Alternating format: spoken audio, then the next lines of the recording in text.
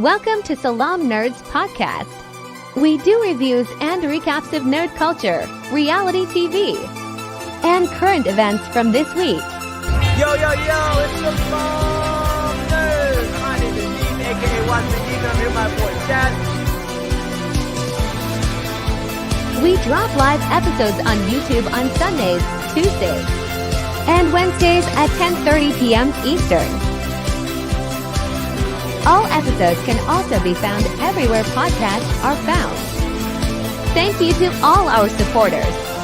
Please help us by subscribing and leaving a good review in Apple Podcasts and Spotify. Yo, Salaam Nerds. It's your boy Neebs, aka Watch with Neebs, and I'm here with my wrestling co-host, Nuv the Poet. Welcome. Hello. Welcome back to the show, Nuv. How are you doing? I'm doing well. A little tired. Long day, but I'm good. I get it. You haven't been on our show since we did our Smackdown episode where we got to talk about all of the stuff that was happening when we were actually at the match. And now we're talking about Money in the Bank, which is my first time ever watching a Money in the Bank show. I never even knew about this. I don't know when they invented this, but I heard that it had to do with Edge. Edge was one of the first people who did the Money in the Bank. Is that true? Yeah, so the first Money in the Bank, they used to do it at WrestleMania, the match, right? Mm-hmm. It was just one match for the men, and the first one was WrestleMania 21, I believe. And then eventually it became its own pay-per-view. It's probably outside of like the main four, Royal Rumble, WrestleMania, Survivor Series, SummerSlam, it's like the biggest pay-per-view. Everybody calls it like the biggest B show. You know? For good reason, because a lot's at stake. Well, yeah, so they have the Money in the Bank matches, but also a lot has happened. So like Money in the Bank 2011 is huge because that is the night CM Punk beat John Cena to win the WWE Championship for the first time, and then walked out of the company. Oh, interesting. Yeah. Wait, what's the story behind that? Like, why would they let somebody win who was going to walk out? So the whole story and the actual fact was his contract was ending that day or like the day before. I think he had actually signed an extension, but it was ending around that show time. I think it was like July 17th. So they went with that story, and he was talking on the mic. That's when he cut his infamous promo, the pipe bomb, where he's sitting cross-legged on the top of the stage and everything. And have you ever seen this? No, I've never seen this. Oh my god. Okay. We might have to do like a react video to this then or something. I don't know if you're allowed to stream that, but like I can on TikTok, not on here, but yeah. Okay, so you have to see that promo. So it was like June 27th. I don't know the exact date, but CM Punk cuts this infamous promo. It's literally what made him a star, basically. But he cuts this promo where he like breaks the fourth wall. He calls out Vince McMahon and the McMahon family and the regime.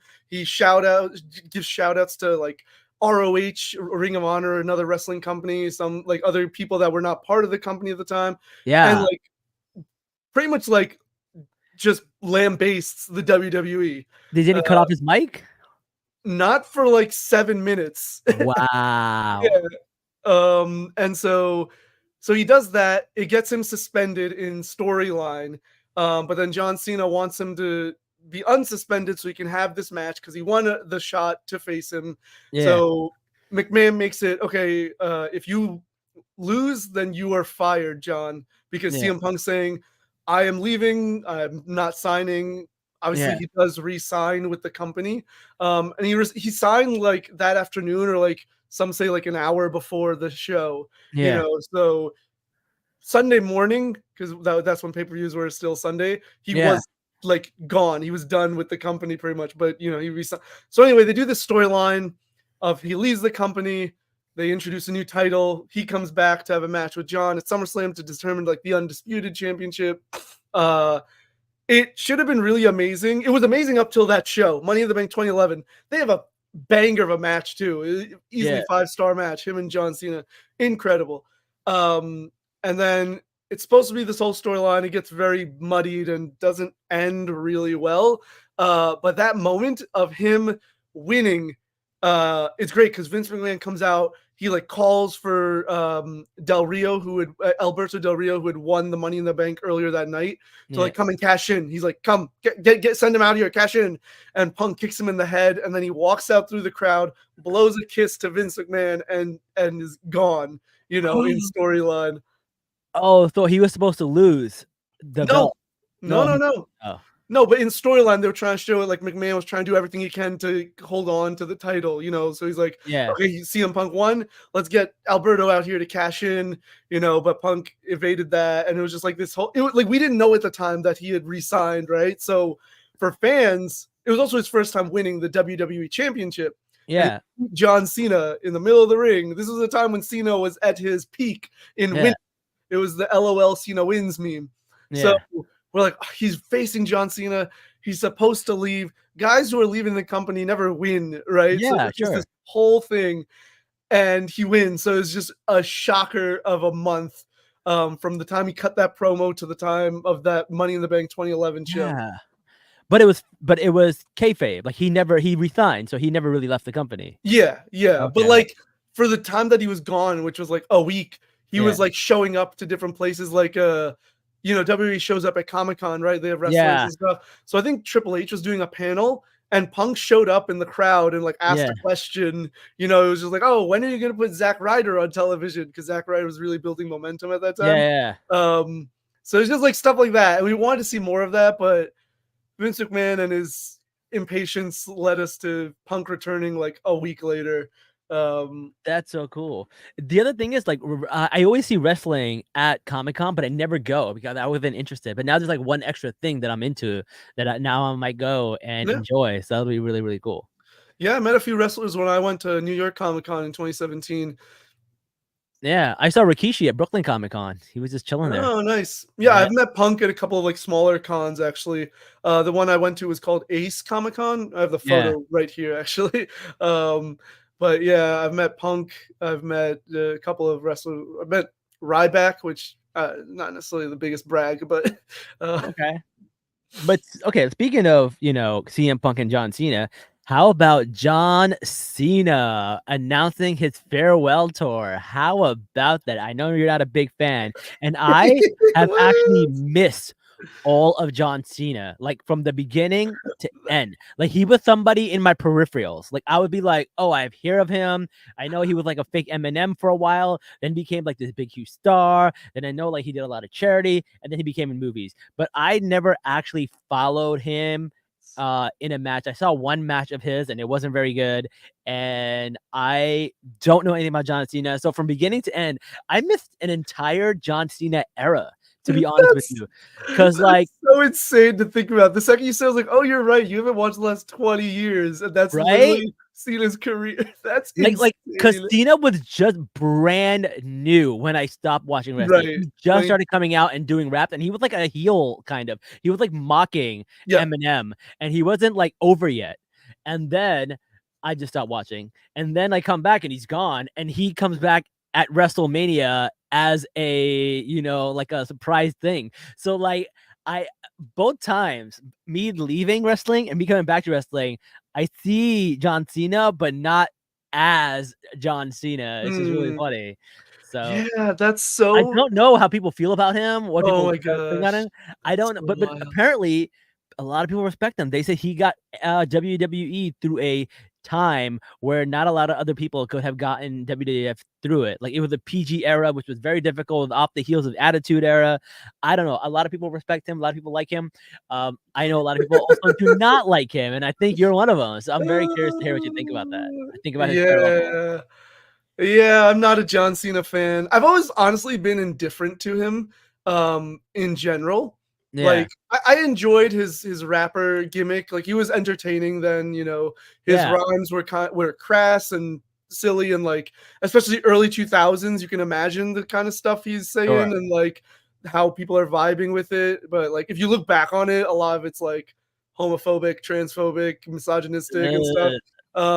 But again, this is the time. It is, so It was the time, but yeah. it got him over. That's the thing. It got him hugely over to the point where he released a whole rap album, dude. Like crazy. he That's released an crazy. entire rap album because of how over he was. And that's something he did. Like, in fairness to him, like he just freestyled like in the backstage. And like one time the story goes that Stephanie heard him and she was like, okay, go do that, like do that out in the Era ring, because apparently he was supposed to, like, he was close to getting released actually, again, as the legend goes. And it just happened that she heard it, and then he did this like little backstage promo. Like there was like a Halloween episode of SmackDown, and he did it in some backstage segments, and the company really liked it, so then they kind of just really made it his thing, and that really got him over. Genuinely, like he went from being a heel at first as a rapper because he was just this obnoxious prick, basically, and arrogant, but then like his shtick was so entertaining, and then you could see him like improving as a competitor and like a performer, and then he became a face, and in WrestleMania 21 he won the United States WrestleMania 20 he won the United States Championship from Big Show, and it was like as a face. He won it as a face, and then like people were getting behind him. WrestleMania 21, he won the WWE Championship against and that's JBL. when it had the spinner on it. Yeah, that's when he made it the spinner. He won it from JBL, and that was like the start of like him and Batista won their respective championships for the first time at WrestleMania 21. So WrestleMania 20 is pretty historic for many reasons. First Money in the Bank. John Cena and Batista, who are two of the biggest wrestlers of the PG or Ruthless Aggression era, whatever you want to call it, won their, that's when their careers really like started, and then the thing is, he just kept winning. So 21, he beats JBL. 22, he beats Triple H. 23, he beats Shawn Michaels. 24, he loses to Randy Orton and Triple H in a triple threat. 25, he beats Edge and Big Show. 26, he beats Batista. 27, he loses to The Miz due to interference from The Rock. 28, he loses to The Rock. 29, he beats The Rock. 30, he beats Bray Wyatt. And I think, was he at 31? He might not have been at 31. But that's a whole decade where he won like 70% of his matches. And the ones he lost were by like, there was, 27 was interference by The Rock. 24 was a triple threat. So it's like, oh. So he had a little bit of a Hogan era. Yeah, a little bit. Yeah. Fair, he had a huge Hogan era. 32. Dude, WrestleMania 32, he wasn't cleared to compete. But he had a segment with the Wyatt family, and then The Rock came out, and then they beat up the Wyatts and sent them packing. And I'm just like, man, even when he's injured, he can't like be knocked out. That's funny. Well, John Cena did meet Shah Rukh Khan this week, so he's one of us now for the week. He's going to that. He went to that crazy Abani wedding, which everyone is hearing about, and everyone and their moms is there, and cosplaying as Indian apparently is happening over there.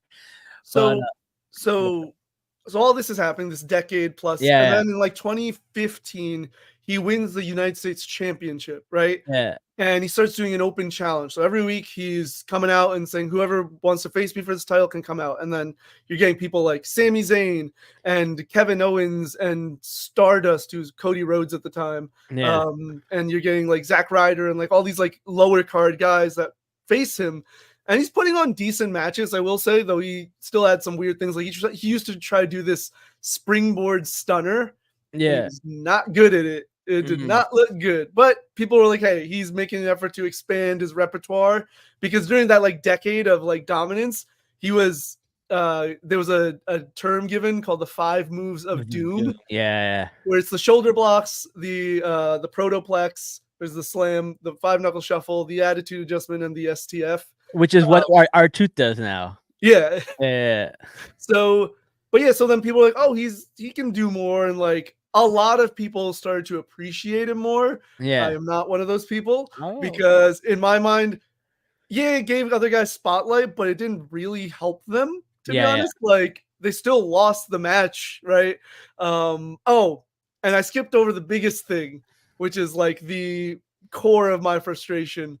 So 2010 SummerSlam, it's John Cena and a team of 6 WWE guys versus this new group called the Nexus. And it's 7 guys who are part of the early NXT. So NXT as it is now is not what it was back in 2010. It used Yeah, to be yeah. like a game show, like American Idol, but wrestling. So Got you'd it. have these like rookies that would be paired with veterans, or I forgot what they called them, but whatever. And they do like they'd have matches, but they'd also do these like physical challenges and like promo challenges and stuff like Mhm. that. Anyway, so the first season goes, and then what happens is it's like June 2010 on this random episode of Raw, Cena and Punk are having a match, and all 7 guys, 8 guys invade, and they beat down Cena, they beat down Punk, they beat down the ring announcers, they beat down the commentary, the refs, they tear up the ring side. Like it's an insane visual. Just Mhm. watch that segment whenever you have a chance. And so this becomes a thing. They start beating up legends and stars and people. So eventually the wrestlers, the veterans, they decide to go up against the team 7-on-7 at SummerSlam. And so backstage, this we find out years later, but it was like Edge and Chris Jericho doing a podcast, and they were talking about this of how they felt the Nexus should win this match. It's their first match Mhm. ever since they debuted. They should win. They should look good. Apparently, John Cena said, "No, no, no. I think I should win." Mm. So in one night, John Cena made 7 guys look absolutely pointless. And while there's no other confirmed stories of like him doing this, I can't help but imagine that the instances where he beat guys like Rusev or Bray Wyatt or so many other people, he didn't have some input, And this isn't new or like unique to John Cena, right? I want to say that, right? Like every top guy has used their political power. Hogan, Austin, The Rock, Brock Lesnar, every guy does it. Sure. Bugs me about John Cena is he acts like that's not who he is. He acts like he's a much better person than all those guys by like, oh, I'm all about hustle, loyalty, and respect. Which yes, it's a character, but I feel like he also bleeds it into his like real persona. Mm. Okay. I mean, I honestly I've seen some viral clips of John Cena where he being a stand-up guy. I have seen some of them. I don't Sure. know. Like he seems like a really nice guy and he's done a lot of cool stuff, which I would not expect someone of his caliber to do. I'm not But saying I he's don't. like Satan. Okay. I'm not saying he's the Yeah, worst person in fair, the world. fair. But I do think there's a bit of a facade and like this, manufactured image of John, right? Sure. Especially when you hear this story and there's other stories that have like, again, like unconfirmed reports. So that's I'm not like going into them, but you hear more stories about things that have Yeah, happened, yeah. And so I'm just like, you claim to be this person both on screen and backstage, Mhm. but also there's these other things, and maybe that's just the nature of being, such a Sure. lauded figure. Like you're gonna have people who are unhappy and take Yeah. issue, and which is fair, but I still feel like there's another thing. Okay, in character, this man in the PG era Yeah. was like fat shaming certain wrestlers, certain Yeah. women, like Vicky Yeah. Guerrero and stuff Yeah. like that, and like still occasionally, like when he was feuding with The Rock, doing some like homophobic and transphobic jokes, right, and Yeah. slights, and so I'm like, okay, it's the PG era, and you're this like clean babyface guy. Why are you doing this stuff, John? Like Mhm. it's just these things that don't work for me. And a lot of Fair. people are willing to look past it. That's fair. I am not.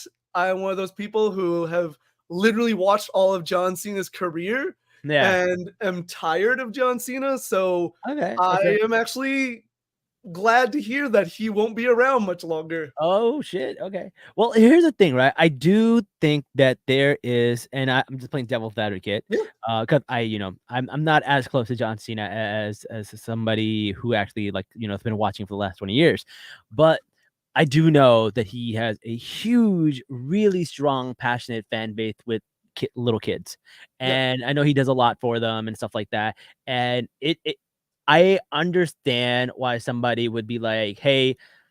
I don't want to do this because I think like it'll mean a lot to the kids. I don't want to turn heel because it'll mean a lot to the kids, stuff like that. I kind of get that. Like it makes sense to me. I know when Hogan went heel, like it literally like traumatized thousands of children, right? But Sure. it still worked. It worked, and in the long run, it was a great thing, right? But I don't know. It's one of those things. We'll have to see. Maybe he'll turn it around in his farewell tour. Probably not. I don't have these bad feelings with John Cena, so I am pretty much open slate. Whatever Yeah. happens, his farewell tour would probably be my introduction to him. Like that'll be like the first time I'm actually watching his matches, because like all I remember is like seeing him come out and hit Solo Sequoia at the end of SummerSlam, and then Yeah. coming out twice and doing some rhymes in a basketball jersey. That's Yeah. all I have, with a huge gap in the middle, right? So we'll see. Man. I'm excited to see. That's Done it. insane, dude.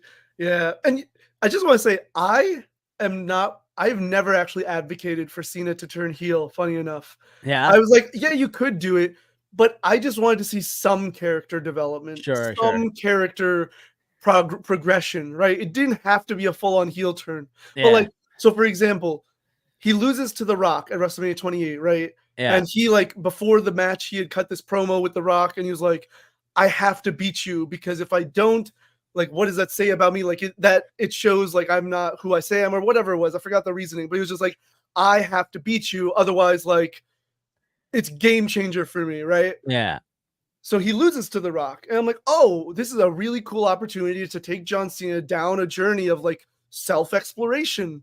Like, yeah, I couldn't get the job done. What do I do? He has a match.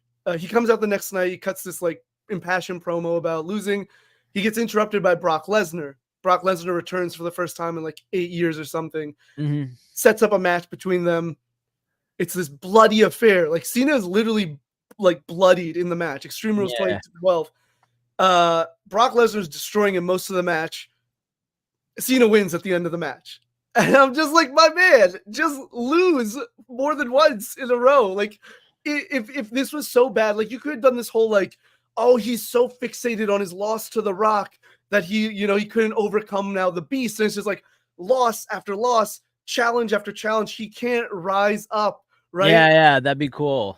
And then he has to like go and do something different. Not turn heel, but just maybe improve his not improve or like, but just like add to his wrestling repertoire. Like, get in the ring, train with like, bring back Kurt Angle. Be like, oh, you're like, he's a wrestling machine. If I train with Kurt Angle, maybe I can like, I need to get my focus back. Kind of like what they did with Sammy and Chad, right? Sammy and Like, Chad, do which is something like that. basically the story of Rocky and Apollo Creed for Rocky 3. Right. Yeah. No, I Yeah. totally get it. But All they right. didn't do that. And this is the part that really drives me insane. Typically, the WWE championship, the main championship, whatever it is, Mhm. main events the show, right? Yeah, Typically, during that time period, literally that WrestleMania, post WrestleMania 20 time period, in which Punk was the champion, yeah. he never once main evented a pay-per-view because John Cena was main eventing most of them. That's crazy. Okay, that I give you that. That's pretty insane. And the one of the times he main evented was against the GM of the time, John Laurinaitis. He Yeah, was fighting a non-wrestler in the main event while Punk was like in the middle of the card. And I'm like, and I know a lot of this is Vince. I'm sure Cena sure. doesn't determine all that stuff, but I'm just like, it's frustrating to see that when like there's just like you have this standard of like, oh, champion main events shows. That's the standard typically. Sure. Yes, sometimes a match is bigger than the championship. Fair enough. Yeah. But the fact that Punk like never main evented during his title reign because John Cena had to main event is so infuriating. I'll give you that. That's pretty bad. All right. Well, let's get off the John Cena train because we can't see him anymore, right? I could go on so long, dude. we gotta talk about Money in the Bank. Let's talk about Yes. Money in the Bank. All right, let's talk about Damian Priest and Seth Rollins. So this was supposed to be a good match. I really thought I really liked this match. I thought it was good, but before this match, we had the Money in the Bank match. The Money in the Bank, we know that Drew McIntyre wins, and that match was pretty solid. I mean, Chad Gable for me stole that match, and I was never a huge fan of Chad Gable. I was like, Mhm. only thing I knew him for was like, oh, he has these match with Sammy, and he has Ah, this whole gimmick character, is like a Wish version of Kurt Angle, and then he's like, got these other people, the Alpha Academy that he's kind of just like working with, and I'm like, okay, cool, it's a cool little gimmick, cool little storyline, whatever. And he had a few cool moves that I really, really like, and he's a really strong guy, but in this match, he did such an amazing job. He went on this like German suplex spree to the point where at the end he got the ladder and he yeah, German suplexed the yeah, ladder on the guy. And I could not stop laughing. I thought that was such a funny spot. yeah. I am turning into a Chad Gable fan, I gotta say. Yeah, something that I really like about watching or like discussing with you Yeah. is because you're being so like exposed to these people recently. I'm a It's so virgin to all of these people, yeah. so it's interesting because I've been watching Chad Gable since he was in NXT back in like Yeah. 2013, 2014. I've Yeah. been a fan ever since then. He used to do this silly gimmick where you have a rally towel and he'd say "Ready, Willing, and Gable" as the Yeah. cheesiest thing, but it's so funny. It's so good. But like he's always been a talented wrestler. Like his technical ability, he's always been compared to Kurt Angle because he's also competed in the Olympics. He Yeah. didn't win the Olympics, but he competed in the Olympics. He wears a singlet. He's an amateur wrestler. Like, the comparisons are all there, and he's like Yeah. super good. Yeah. So it's just like it's really cool to see his growth and everything. But this change ever since he turned heel against Sammy and everything, and he's like pursuing this new character has been really interesting to see. But it's just really cool to see like what you think about certain wrestlers who like you're unfamiliar with or like it's your Yeah. first time being exposed to. My mind has changed on so many wrestlers. There's so many wrestlers that I love now that I hate it whenever, like Jey Uso. I've come Uh, around to him. Drew McIntyre, he's probably my favorite. It's like I love Drew McIntyre. CM Punk, I've come around to. There's like so many where I'm just like, who are these losers? And now I'm yeah, just like, oh man, I get it now. They're yeah, they're such great characters, and it takes a while because I came from the era where every character has a gimmick. They were like Papa right. Chungo, they were Yeah, Ultimate yeah, Warrior, right? And like you come in and you don't know any of their characters, any of their personality. They're just random dudes. yeah, Right, so but it takes a while to kind of get to understand their character and who they are and what their storyline is, so it's really good. right. Other people, LA Knight, another person I'm starting to really, really like, although Yeah. I'm not a big fan of his like back and forth with Logan Paul. I feel like that's been Hmm. done. I don't know why they're doing it over again, but we'll see what's going on with that. Well, Who he else? never fought for the title, I Did believe. he not? I thought he did fight him for the title and lost, I or he got don't. disqualified or something happened. Oh, he might have gotten DQ'd or something. So it might have been like a screwy finish. Yeah, yeah. So I'm pretty sure it's building to a match with them at SummerSlam. Yeah, I think so too. Who else was in that match? It was Jey Uso, Andrade. Andrade, and Yeah, Carmelo Hayes has some yeah, great spots in this. In this, it was so good. yeah. Dude, the both of the Andrade spots. So he did that like basically a moonsault with Carmelo, and they both Yeah, landed on the landed on ladder. the ladder. Yeah, yeah, Insane. And then he did a power bomb to Carmelo on the ladder that was like kind of like horizontal with the ropes and everything. yeah. That was insane. I'm Ridiculous. not a fan of Carmelo, but I feel like he's another guy who my mind might change after a few more matches. When he gets the opportunity to show his character, because I've watched him in NXT, like I Yeah, think you'll really like him.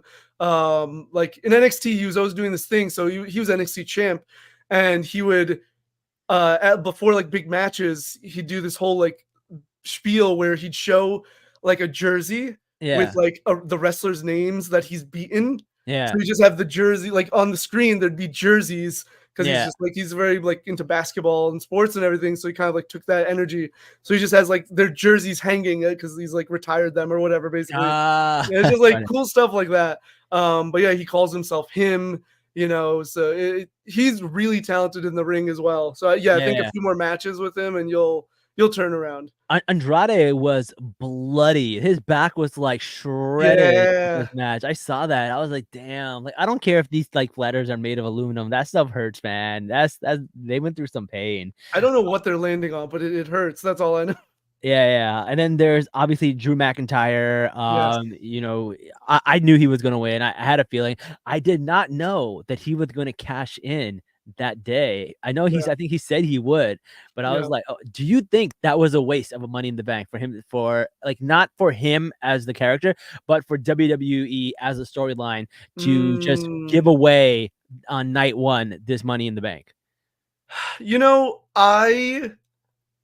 it's very much that you can argue it either way, right? And it's just like a creative choice, in my opinion, because I get why they did it the way they did. It set up that story. But as myself and I've heard other people make the argument, you could have done all that without. You could have had like Drew. You could have had Punk cost Drew the Money in the Bank match, Yeah. right? And have someone else win it, so it elevates them. So I see that argument.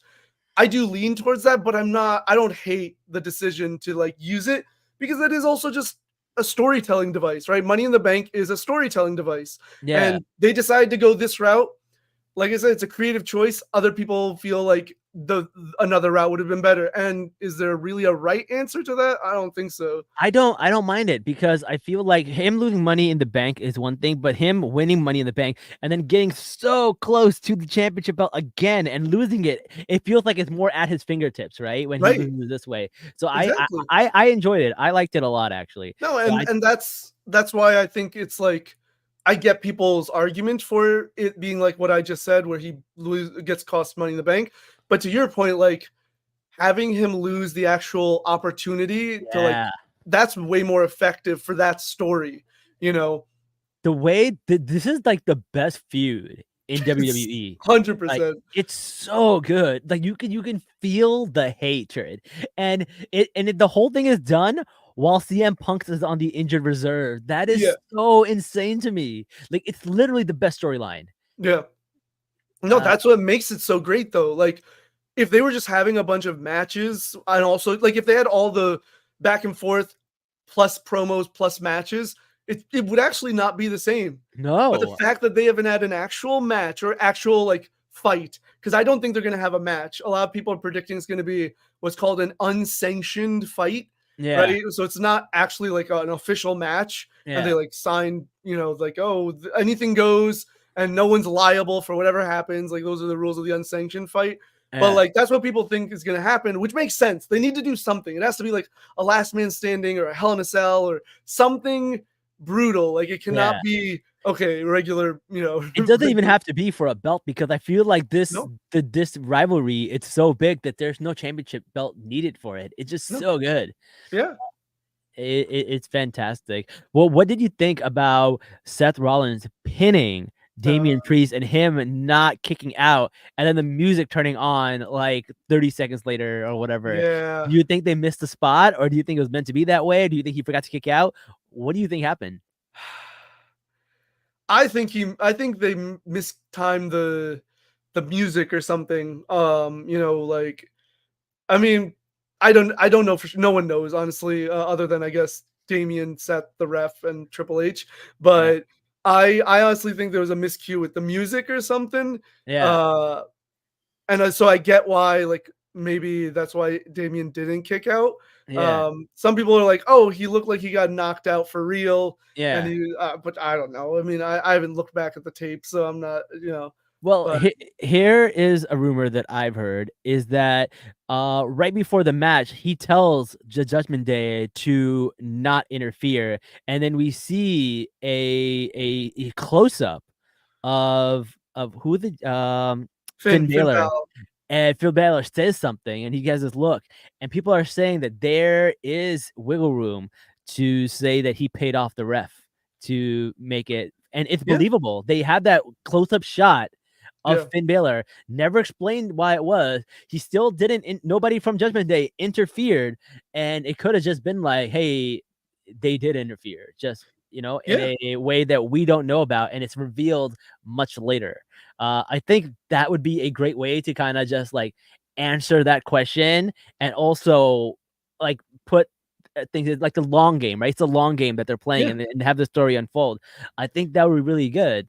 Yeah, I mean, it makes sense because I remember watching the show and seeing them zoom in on him, and I'm like, okay, Yeah, so he's gonna do something, right? And the fact that, as he didn't far do as we anything. know, he didn't do anything, I'm like, wait, you foreshadowed it, like the whole Right. point was, so like you don't like set up a thing without the payoff, right? You don't set up Yeah. the build up without the payoff. So maybe they're just holding off on the payoff. It makes a lot of sense because it does feel like the Judgment Day is split in two because They're in shambles right now. they're in shambles right now because like Liv has completely infiltrated the Judgment Day and Rhea is back and Oh, it looked like Damien and Rhea are going to be on one side and then Finn, Liv and it's gonna be on one side, and I don't know where Damien is gonna be. They are in shambles, man. There's a lot going on with the Judgment Day. I don't hate the storyline. I don't hate it. I didn't think about that. I honestly just thought Priest was gonna be exiled, but that's actually a good point. That Rhea and Judgment and Damien could break off. Maybe Carlito goes with them. Yeah. I think JD stays with Finn because they're like The tag champs. they're tag champs, and like in real life they're like really good friends. Like Yeah. Finn trained JD, so like Yeah, exactly. and then Dominic's kind of like so. They should fight for custody for Dominic. I was gonna say it's almost 20 years since the last time he got a custody battle. He might need another one. That would be so funny. Dude, do a ladder match for his managerial services or whatever you want to call it. That's so funny. For the Liv versus Rhea in a ladder match for the title and Dom's like whatever you want to call it that'd be great. What if they do both? And so one person gets the contract, the other person gets the title. Like that would actually be kind of cool. And Rhea has to choose which one, and she doesn't choose Dom. Yeah. That would be insane. Yeah. That would be insane. Or she like gets Dom first, the contract first, but then that costs her, Oh yeah, that's true. So also. Liv gets the title, and then like Dom betrays her anyway, so it didn't matter. Like, oh my god. But I also feel like there's some stuff happening with Finn and Liv that we don't know about. Like he had the key card. Yeah. There were some other things that happened, and he also was in the middle of Dom and her a few times. So there is something brewing there. There is something very much so brewing. Yeah, no, I mean they're definitely planting seeds, even if it leads to nothing, but like for potentially something. Which why it would make sense that like maybe Finn, because he feels like Damien is like getting too big for like the group, so he starts to like work with Liv secretly, and like kind of pins it all on Dom because Liv's targeting Dom, but so he can be in the shadows and be the mastermind, which would be cool because Finn, even though I'm not like a big fan of Finn, I think he deserves more than being just a lackey. Yeah. And so it would be cool if like he comes out as like the true mastermind with Liv, and like they kind of do a coup of the Judgment Day basically, and like I mean they did coup it from Edge, right? Edge was the creator of the Judgment Day, which I had no idea. Yeah, and they like can excommunicate both Rhea and Damien, which would be interesting. So I mean, there's a lot of potential here.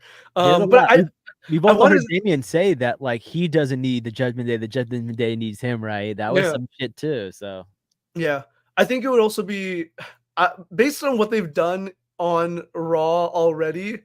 Man, I honestly don't know how wild Netflix Raw is gonna be. Yeah. They're doing some suggestive stuff already. So I can only imagine without the restrictions of cable TV, they're gonna go wild. It's gonna be back to the Attitude Era, man. It's gonna be insane. At least some, like maybe not to that, but it's gonna move up. Like they're already showing blood on like PLEs. I think once Raw moves to Netflix. Premium live event instead of pay-per-views. It's called Premium Live Event, PLE. But I think there'll be blood on Netflix. There'll be swearing on Netflix, more suggestive sexual content apparently on Netflix. With just Dom and the next woman that they decided to introduce, because apparently I think someone just finds it funny that like Dom gets all these women, so they just keep making it a storyline thing.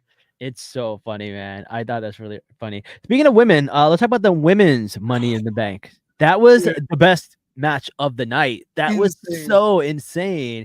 I remember, I don't know who was it, Lyra or somebody who was upside down on the ladder, and they did a sit-up, grabbed Io, and then slammed her. And I'm just like, you don't understand how much strength that takes, because I can't do that without slapping anybody. That's so difficult. Yeah, no, the women's it's really interesting because and I think part of it is just because the women haven't had as much experience in these like matches, the Yeah. stipulation matches.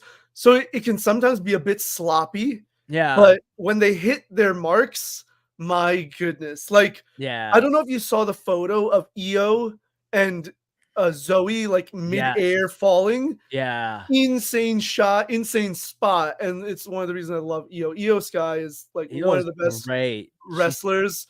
I wish they'd showcase her more because, like in NXT, she was dude. So you know what a War Games match is, right? Yeah. Yeah. So they were in NXT. They started doing War Games matches a few years back. Triple H like reintroduced War Games. They took it from WCW and started doing War Games matches. So in this one women's War Games match, Io brings a trash can with her as she climbs to the top of the cage, Yeah. puts it on her, and just leaps onto everyone else. That's insane. Like a missile. Yeah. It's so crazy. She's incredible. So yeah, that spot was crazy. The one you mentioned. There was like you mentioned, it was sloppy. There was some a little bit of sloppiness. I don't know who it was. It was Zoe or somebody, but they dropped somebody on the ladder in a very rough way where they banged their arm. Then they tried to do it again, and they banged them again. So I do remember seeing some like misses, but overall, I still think that was the best match of the night. It was. I mean we have to talk about the Chelsea spot. Dude, I again, another person I can't stand, and now I'm like, yo, I gotta give her flowers. That was pretty damn good. Dude, that spot was insane. I am not like a big fan of her personally. Like I get her gimmick. I was just like cool. Like I respect it, but I'm not like into the gimmick. Similar with Tiffany Stratton. Like I get the gimmick. It's Tiffy time, bro. It's Tiffy time. No, it's Toodles. I get the gimmick. She's really good at it. She's really athletic in the ring. She's so just not someone that appeals to me personally. But yeah, like I give them their due for doing it well. I think they do the stuff well, just not my personal, like taste, right? So I don't know why people are fans of Tiffany. Like even when we went to Smackdown, we saw so many Tiffany shirts. I'm gonna be honest. Okay, so she's super talented in the ring. She is. I do think part of it is just she's a blonde white woman. I do think she's an attractive blonde white woman. That's a big reason why. Are there not other attractive blonde white women in the WWE? Yeah, and they're always treated like it's like Trish Stratus, Tori Wilson, Stacy Keibler. And again, not saying they're not talented. This is not me saying, but it is a thing of WWE to push blonde white women. I'm just like, there's just as attractive other women out there that who are just as athletic, if not more so, and talented, but don't get pushed as much. It's very much like the female version of, so like with men, it used to be at least, big dudes, right? Muscular, tall, big muscular dudes. That was like Vince's, physique that he looked for. Right. With women, it was, like Mandy Rose was another one that. And she wasn't at the time when she first started, wasn't very talented in the ring, but she had the look. And so, just good. And she became better, to be fair. And this isn't like, obviously there are plenty of other women of different varieties or different, hair colors and physiques and everything that do get pushed. Like the Bellas, they're not blonde, but they got pushed plenty. Sure. I do think though, it is like a type that WWE specifically like has sought out. Or at least been like, oh, okay, that's the look we want. Okay, I mean, that's fair. That's fair. I honestly don't find her like I don't think that's not my type. So like I don't really feel anything for it. But I can understand that. I get that. But I do like her gimmick. I think it's funny. It cracked me up. So we'll see how that happens. So but Tiffany does have the Money in the Bank briefcase, and we saw on SmackDown, we saw Nia Jax lay out Bayley, and Bayley was down, could not move. She literally could have just done the Money in the Bank right then and there and won, but then she chose not to because of Nia. That's a good angle. I never thought about that. It's like, hey, that's your friend, and she's facing her at SummerSlam because she's Queen of the Ring. But you can steal the thing at Yeah. any time before, and then you would have to face your friend. That's really interesting. That's Yeah. fascinating. Yeah, I mean, there's actual like storyline potential there. Um, I feel like it's funny because you mentioned Bailey, and I feel like it kind of just like helps my point. Yeah. Like Bailey's a champion, but how much is she really being focused on? Right? Honestly, man, like Bailey's one of the people that like I never really liked, and I still really don't like. Like I Yeah. don't get it. And from the point of where you have started, I see no reason for you to like really become a fan of her, Yeah, right? Because like they're not showcasing her, right? yeah. She comes out, she has matches, that's fine, but she's not doing anything. Like the entire like last 3-4 years, she was doing a lot of great character work, and before that, she was like a really big lovable baby face that she was through NXT and her early Yeah. WWE like main roster run. So there was reason to like be a fan of her. Uh, a lot of people are a fan of her because they've watched her journey. But as someone who's Exactly. just started, I get it. There's no reason to be a Yeah, fan of her. They yeah. haven't given you anything. I And it's yeah, my point. I'm just like, why don't you focus on your champion? You yeah. know? The only thing that's ever happened with her that's interesting is when Nia called out her BBL, which I thought Yeah. was Like like look at Raw. Liv is in a really compelling storyline, yeah, Liv is and in the Bailey has been doing nothing. yeah, like the Liv and Rhea storyline is better than most men's storyline. Like Yeah. it's really riveting, and I Yeah. really enjoy it. And Um, it's not even about the title, right? yeah, Like the championship is there, but the championship isn't really what the story is about, you yeah, know? yeah, And whereas like with Bailey, and this happened with EO as well, where it was just like, okay, they're having matches because people want the championship, not because like there's anything deeper to the character that we're exploring. And that's again where my frustration with a lot of WWE booking has been and continues to be as they slowly, hopefully improve on it. Like yeah, they're working on it. I can see that, but I'm just like, can you not do things simultaneously? Like, yeah, you yeah, know? exactly. No, I get it, I get it.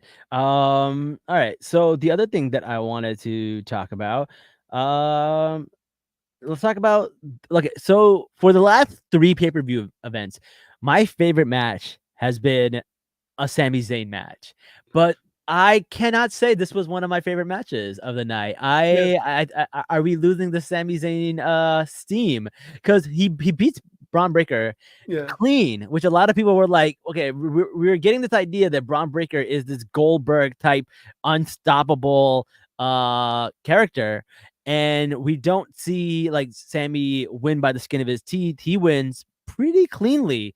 And I don't know if they're trying to switch his character from like an underdog to like someone who should be more respected and is more capable and more skilled, or what. But I have seen a lot of rumbles of people complaining that like Sammy should not have won clean, even though they think he should have still won and still have the belt. And you know, like because they're building up Braun Breaker, and it seems like almost like a waste to build him up to this crazy unstoppable force, and then have Sammy just defeat him with a haluva kick. These are the things that I've been hearing, and I'm kind of like, you know what, they have a point. But Sammy's still my guy, so I love Sammy. What are your yeah. thoughts about it though? So this may be because I'm not the biggest fan of Braun Breaker. So I'm glad they didn't just like send him straight to the moon, Yeah, right? yeah, Or like even like protect him is what it would be if he didn't lose clean, like say like yeah, whatever shenanigans, or like maybe he just got caught up in a roll up. You know, that's like to protect the wrestler usually. I'm yeah, actually glad that they just like had him lose yeah, because like he's still new, right? He's a young dude. He's like 26 or 27, I think. yeah, He's like a really young dude. So you still need to like establish him anyway. And I think it's fine because they're still focusing him, right? yeah, And compare him to any of the other people they moved to the main roster from NXT. Like mhm, Carmelo Hayes was in the Money in the Bank match, right? And he yeah, had a great showing. But other than that, what has he done? yeah. Nothing. Nothing. Braun Breaker has been a featured thing Yeah, every week since he yeah, yeah. debuted, Yeah, right? And he's almost always on top. I think every segment he's pretty much been on top. yeah, Or at least he ends the night on top. Maybe not every segment, but like yeah, he hits a spear typically and he looks good, right? yeah. That's it. So, and even the Raw after, that's literally what he did. He speared Ilya and Sammy, Yep. you know, and Ilya's my guy, and I freaking hate that they're just like throwing him to Braun Breaker. But so that's another reason I'm not worried, because what they've shown post the Money in the Bank show Yeah. shows me that they're still high on him. It's not like he's really lost momentum. No. I get the argument that people make. I'm just like, if he was like not on television the next the next Raw, then I Yeah. would have been like, okay, that's weird. You Yeah, know, yeah, but exactly. like he was on and he speared Sammy again, which is Yeah. also something I'm getting tired of. Like The I'm spears, I'm tired of the spear. I'm tired of the bird's eye view to watch him run around the ring too. Oh, yeah, Like yeah. I get it. He can run really fast. I get it. It's a Yeah. spear. Show me something else. Like I mean, he's not the only one that does that. Braun Strowman does that, and one of the Kaisers, Yeah. I think they do that. So there's a few people that do that. But I get it. I get what you're saying. I don't But mind the that's the camera thing. angles though. But this is the thing. Braun isn't Goldberg. He actually can do a lot in the ring. Yeah, Like yeah. I've seen him in NXT. He can have 15, 20-minute matches. He's Yeah, yeah. very high athletic. Dude can jump over the ropes. He can do like a tope. He can like he's super talented. So it's not a matter of like, oh, he can't do it. They're just choosing, like, this is a problem with WWE in general. They'll find something and then they just like hammer it. And they're just like, Yeah. this is the thing. So Yeah. Braun's thing is he does spears and he's really fast. And I'm Mhm. like, cool. He's also powerful and like can do other cool moves, right? But Yeah, they yeah. don't care about that. They're like, just keep spearing people. We're just gonna keep having him spear people. And I'm Yeah. like, okay, can we show him something else? I can't stand the spear. Like I'm so over it. Yeah. It's just like he spears somebody and then he goes and then takes off his singlet and like Yeah. I just can't stand it. Yeah. Yeah. It's like, how entertaining is that really? It's really not. After like seeing it over and over and over. Like I think it's been 4, maybe 5 weeks straight that's all he's done. Yeah, It's yeah. just spear someone and they make it this big deal. Like, oh my god. Oh my god, he broke him in half. Yeah, Yeah. that's all they say. They're like, oh, he runs 23 miles per hour. I'm like, I don't care. Give me Yeah. something else to his character. Like, give me something else to him. But they're not going to. Makes sense. No, makes So sense. so that's why I don't feel too bad about him losing, because I'm just like, you know what? He's fine. I'm Yeah. more concerned about the other guys who are not being booked on television. Yeah. No, that's fair. That's fair. All right. Well, what about let's talk about the bloodlines and then Cody RKO, Mm. right? How did you feel about that match? Because you know, I kind of saw it coming, and then I'm like, okay, but we did have Solo pin Cody. Yeah. Yeah.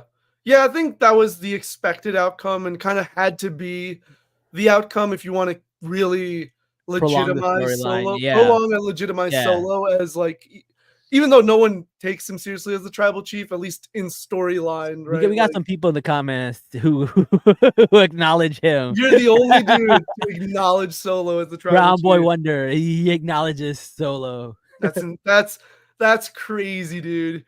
I like Solo. What are you talking about? No. I like Solo, but I Yeah. don't think anybody's acknowledging him as the tribal chief.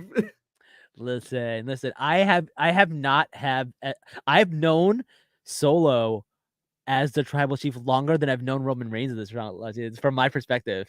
So think about that. God, that's Think about that. insane. It was 4 I've years, known dude. Solo as the tribal chief longer than I've known Roman as the tribal chief. Well, it won't be long.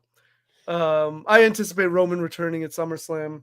Really, I think he's gonna. Okay, maybe because like I think like Survivor Series, they're going to do Civil War Bloodline, right? Yeah, so And that's then why they need him to show up soon. You know, so they. I can wouldn't be start- surprised if we get a Civil War Bloodline and also a what you call it, Judgment Day Civil Mm. War. 2 Civil Wars. I would love the Judgment Day, like War Games if they did have the women with the men. I With know the it won't men, yeah. happen. Why I not? know it won't happen That'd be because so good. I think maybe if they were on Netflix, then they would do it. But I think I don't It'd know. be a I think- pay-per-view. They could do it. Yeah, that'd be great. Honestly, if they had Liv on one side, Rhea on the other. Yeah, and they did a match just recently like that with Rey Mysterio and Dom, because whenever you tag in a woman, the other woman have to come in automatically, right? So it Right. works. But War Games is different. Everybody's in at the same time. And I don't know if WWE is yet willing to go to the intergender violence. I don't see why they shouldn't. They've done it before with China. China's They have no, they've done it plenty of times before. Okay. Not just China. Lita's done it. Trish has done it. You know, they once had a women versus men tag match. It was Christian and Chris Jericho versus Lita and Trish Stratus. So it's not like they've never done it. They've done intergender matches before. Okay. So like, there's a difference between like mixed tag. Mixed tag is the men face the men, women face the women. Intergender matches is everybody can face everybody. Yeah. But they also have wrestlers, like female wrestlers, that have on the indies wrestled men. Like Candice LeRae and Scarlett have both wrestled men, and I'm sure other women have also wrestled men. But those are two people who are like known for having intergender matches and like being really good. There's a video I was just watching. WWE just posted. It's a conversation between Cody and Bayley, and Cody was asking Bayley like, what are some women that you think haven't gotten the time to like showcase their talent yet?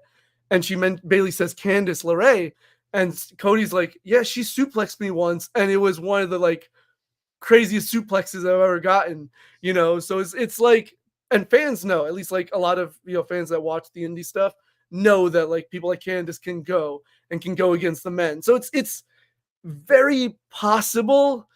I just think at least while they're on television, it's not gonna happen.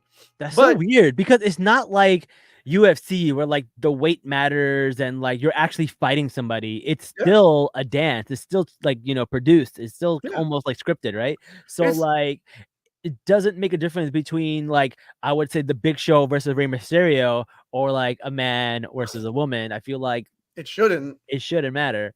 But it's perception. Like I do get it. Like that example's perfect. Like imagine Big Show versus Ray versus Big Show versus Liv. Yeah. Like just like mentally, I think for a lot of people, maybe not us, we but I think a lot of people, it's like, oh, that's not right. I'm like, they're competitors. Yeah, I don't know. Okay, I guess that's fair. I'm not supporting violence towards women. I need to make that clear. Well, wrestling is not violence towards anybody. Exactly. It's a stunt, right? They're stunts. So absolutely, I'm just covering my bases. Yeah. We're not about that. We're not about that on this podcast. Let's make that clear. But what's interesting too is like if you listen to interviews with the women, they're like, "Yeah, let us go." Like, so it's also not like I'm just saying this out of nothing. I've heard wrestlers say that themselves that they want to fight the men. Yeah, no, that's and like Naya's been in the Rumble. Beth Phoenix has been in the Rumble. Naya took a super kick 619 and RKO in the Rumble once. Dude, half these women would be able to kick my ass. Like, let's be all real. of them probably. Pretty much all of them. Yeah, all of them would. I don't think there's a single one that wouldn't. Yeah, let's be real. One kick, honestly, like one kick to the gut, and I'd probably be on my knees. Like I saw Nikki Cross have a last woman standing match with Asuka. One of the most brutal matches I've ever seen. And like Asuka doesn't hold back. She hits hard. And Nikki doesn't hold back. So it was I would not want to be up against either of those, let alone like a Liv Morgan. Well, looks like RKO is done because in SmackDown they got beat up by the Bloodline again. So the Bloodline is doing a lot of damage. RKO is gone, and then we got Solo and Cody at SummerSlam. And we're not going to talk about the Samoan werewolf.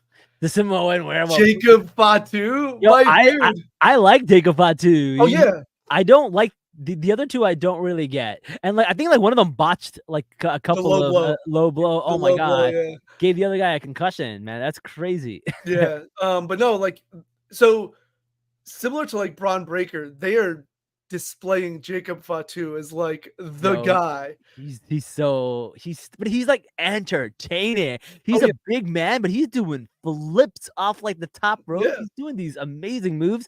I don't even mind the no sells. I don't even mind those. That was incredible, dude. He no sold Orton's DDT. Yeah, like that thing that was crazy, and that was like in the beginning of the match too. I was like, no freaking way they just had him. I feel like the show, like, or the reaction was actually underwhelming. The crowd should have been more like, oh my goodness, because like Yeah. that's one of those moves that Orton like uses to like set up for the RKO or the punt and stuff. It's like a Yeah. really devastating move. He And did the Viper recoil, and then he's like, "Wait a second, he's not on the floor." I thought that was like, great. I thought that was great theatrics. yeah, dude, Jacob is the guy for this next like whatever. I don't know like where the story goes, but like it's clear even the way the presentation of him, right? The fact that Yeah. he's no selling, the fact that like Cody had like I think a crossroads or something, and then Yeah. that's when he ran up and did the whisper in the wind, the like moon, the like corkscrew, whatever. Yeah. You know, like these spots that they're positioning him for are made to make him look as like dominant as possible. Yeah. And like that's how you do it. And even when we went to SmackDown, he got his own entrance, right? Like, Oh yeah, that was so cool. yeah. And so like that alone tells you what the company thinks of a wrestler when they Yeah. treat them like this big deal. And Yeah. so yeah, like he's fantastic. And then he single-handedly took out DIY on SmackDown. I the tag saw team that. That was insane. I didn't even know DIY was champions. Were they even in Money in the Bank? Like, I don't even know if I saw No, that match. they won it on like the previous SmackDown, I think.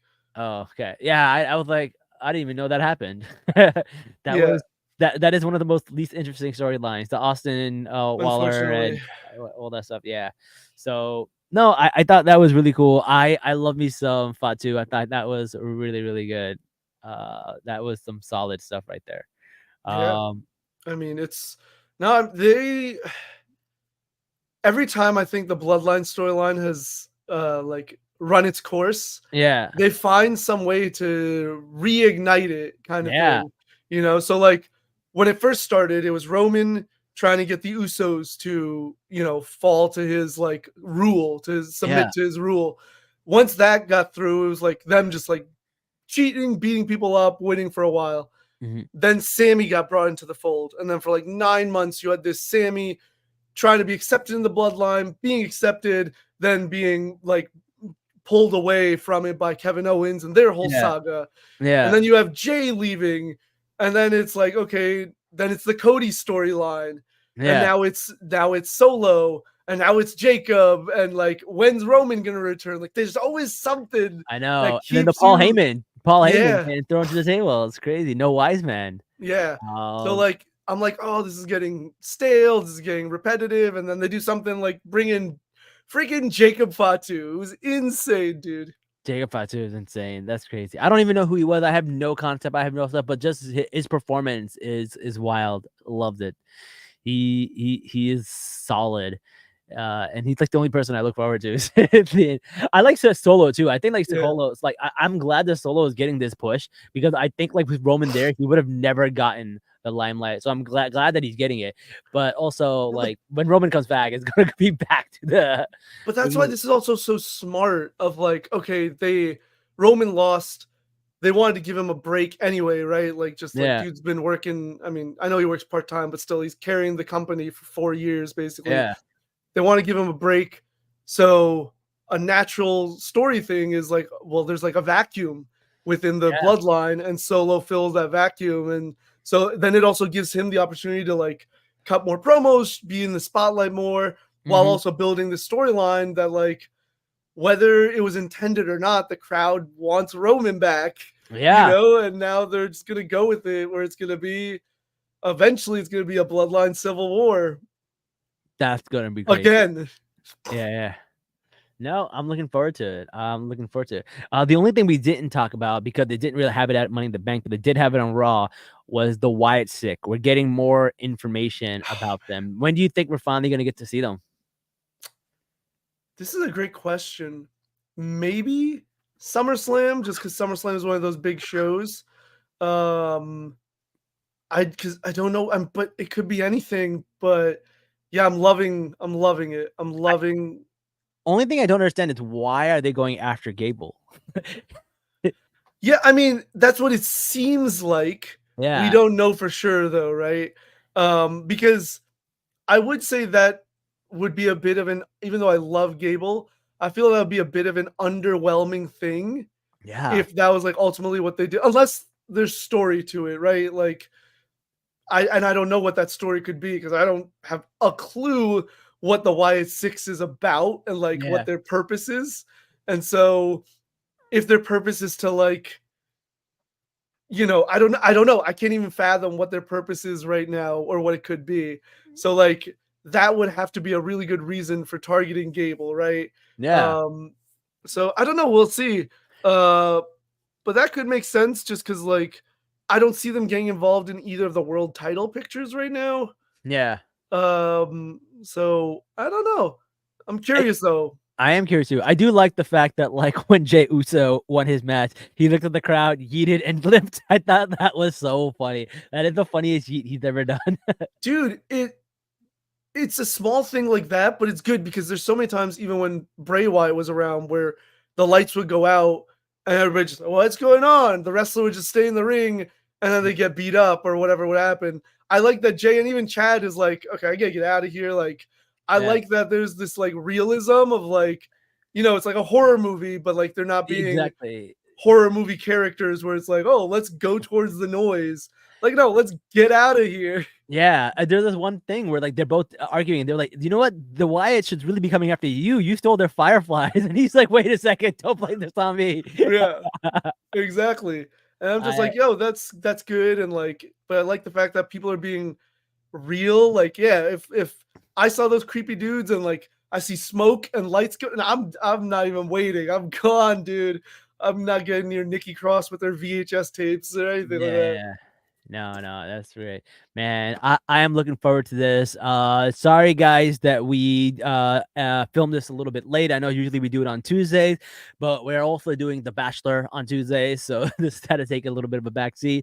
And we also got Star Wars on Wednesdays, and then Mondays we got Game of Thrones, so we had to push this back a little bit. But hopefully next time we come back around for SummerSlam, I believe that's the next pay-per-view, right? Yeah. We'll be able to do it back on Tuesday. So thank you everybody for joining us, and Nuv, let people know where they can find you. Yeah, as always, Nuv the Poet, NAV the Poet at on Instagram and TikTok. All right. Well, thank you so much. And everybody, don't forget to like, share, comment, subscribe. Let us know if you like Salaam Nerds Wrestling. We've been doing wrestling for a little bit now, and we would love to get your insight, whether you want us to keep doing it or not, because we enjoy it and we hope you enjoy it too. All right. And until next time, guys, Salaam Nerds.